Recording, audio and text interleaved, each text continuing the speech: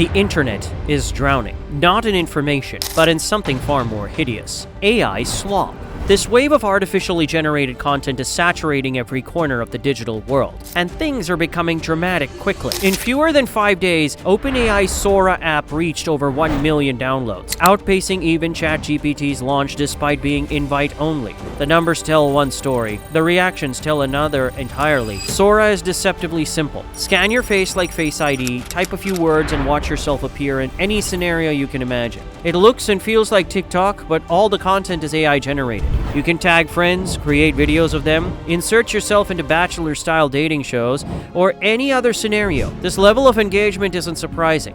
But here's what many users are starting to realize: this addiction isn't accidental. A Reddit user in r, OpenAI, bluntly stated, "This isn't about creativity, it's about eyeballs." OpenAI watched their image generator drive insane traffic last summer to other platforms. Now they want it all for themselves. Their open app, their own ad revenue, their own doom scroll machine. The accusation cuts deep. They literally bragged about helping people jump on trending memes even quicker with AI video. Do we really need a new social platform designed to pump out infinite synthetic attention-hacking junk? Another Reddit user in r/digital minimalism was more direct about the implications. The new Sora app is designed to be more exploitative than Instagram and TikTok. The data is clear on social media in its current state. It is highly addictive and destroying society. Not everyone is buying the hype though. While some users are captivated, others are finding Sora fundamentally flawed. A Reddit user in r, OpenAI questioned, "Have you ever seen anything truly unusable? It generates very high-quality videos, but none of them make sense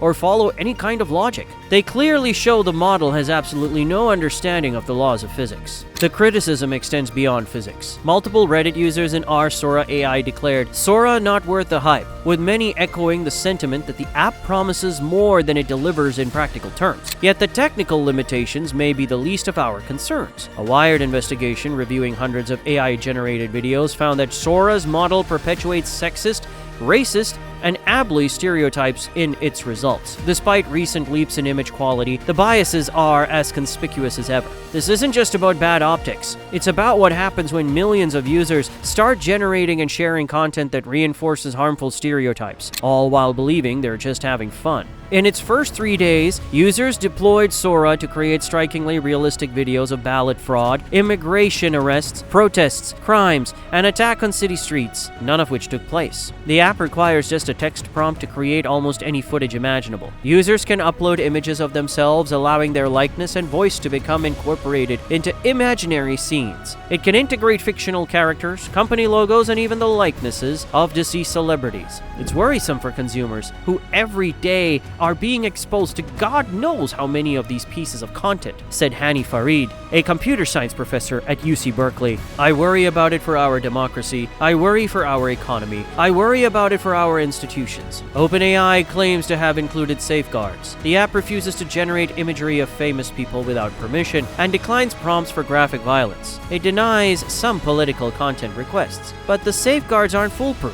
In fact, the cracks start to show when you realize users don't even need to verify who they are. Fake names and profile images work just fine. It generates content involving children without issue. It creates videos featuring long-dead public figures like Martin Luther King Jr. and Michael Jackson. While it won't produce videos of Donald Trump or other current world leaders directly, when asked to create a political rally with attendees wearing blue and holding signs about rights and freedoms, Sora produced a video featuring the unmistakable voice of former President Barack Obama. This is a bill that would boost America's very, very hard times. Some progress, at least within the...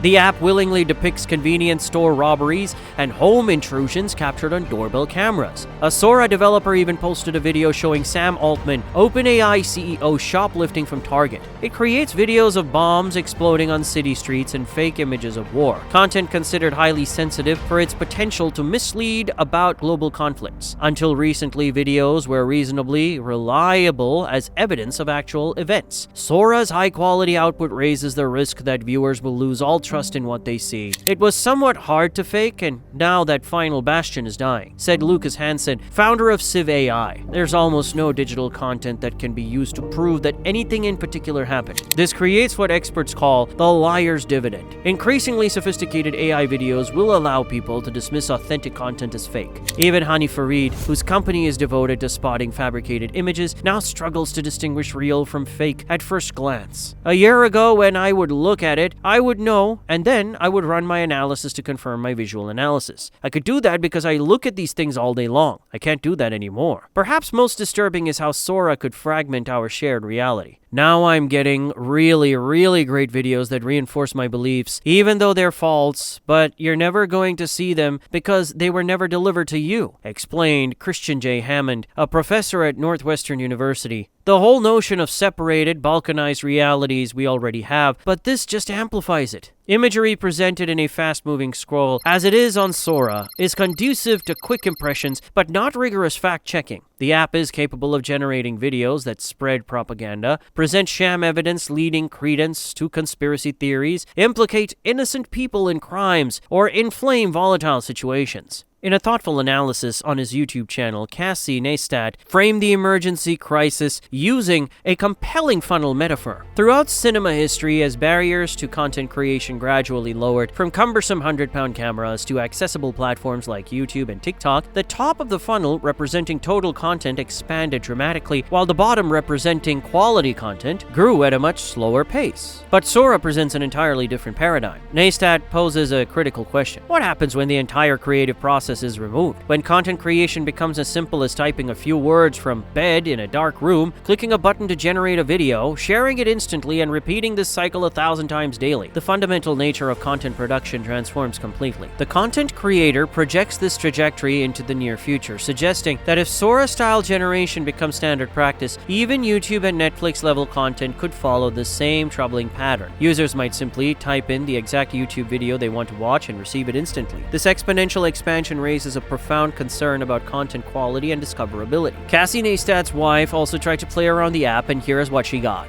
The concerns extend beyond body image. Kids could use this to bully classmates, creating videos of friends without consent, misrepresenting them, having them say things they never would. The potential for psychological harm is immense. Sora isn't emerging in isolation. It's part of a tsunami of AI slops saturating every corner of the internet. Today, about half of internet traffic comes from bots, most used for destructive purposes. AI music invades streaming platforms. Google AI summarizes websites instead of sending traffic to them. YouTube channels pump out long-form content videos with AI-generated thumbnails, voices, and scripts. By 2025, there were already over 1,200 confirmed AI news websites publishing massive amounts of misinformation. Studies of scientific papers show an abrupt increase in AI-favored language, with researchers even sneaking hidden messages into papers in white text or tiny fonts, prompting AIs to review them positively. The library of human knowledge is becoming less viable by the day, and Sora represents the moment when this phenomenon became personal, addictive, and unavoidable. Some creators are drawing a line. Kuz Jasat, known for meticulously researched science videos, pledged, "We will produce well-researched content and invest our human creativity into our work. When we make mistakes, they will be our mistakes. We would rather quit than make AI slop."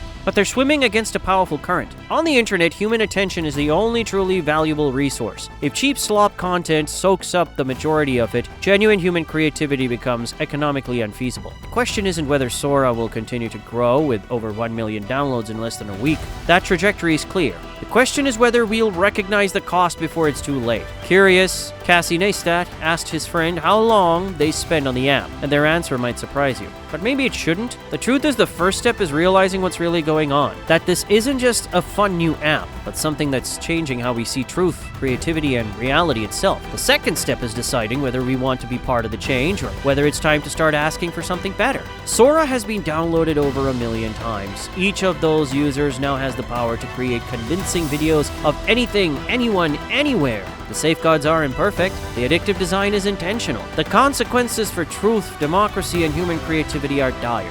The internet as we know it hangs in the balance, and unlike a Sora video, this isn't something we can simply generate with a better prompt.